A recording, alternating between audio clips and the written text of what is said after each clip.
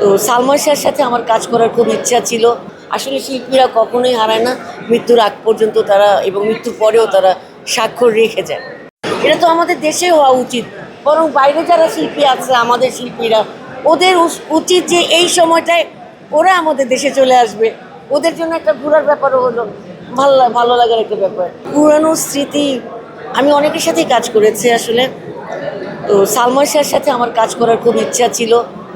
ওর মৃত্যুর সেই বছরেই একটা কাজ করার কথা ছিল ওর মায়ের ক্যারেক্টারে, বাট আমার দুর্ভাগ্য হয়নি। আর স্মৃতিচারণ করতে চাচ্ছি না এই মুহূর্তে, কারণ বেশিরভাগ স্মৃতিই কষ্টের। এখন আর্টিস্টদের নিয়ে কোনো স্মৃতি নাই। একটা স্মৃতি আমার লাইফেরই একটা স্মৃতি আমি বলতে চাই, মানে আমরা শিল্পীরা সবসময় হাসি খুশি থাকি। একটা কমেডি একটা নাটকে 3 বছর আগে আমার বাবা যেদিন মারা যান, সেদিন আমি একটা কমেডি নাটকে অভিনয় করছিলাম। তো আরও সিন 3-4টা বাকি ছিল, এমন সময় আমার ফোন আসলো যে আমার বাবা মারা গেছে। তখন আমি না পারছি ডিরেক্টরকে বলতে, কারণ আমি যদি তখন বলি ওরা সবাই অফ হয়ে যাবে বা ভদ্রতার খাতিরে হয়তো বা আমাকে ছেড়েও দিবে, কিন্তু পুরো প্রোডাকশনের একটা খরচ, তারপর এতগুলা মানুষের রিজিক ওখানে নির্ভর করছে। আমি চেপে গেলাম এবং সিনটা হাসির সিন ছিল।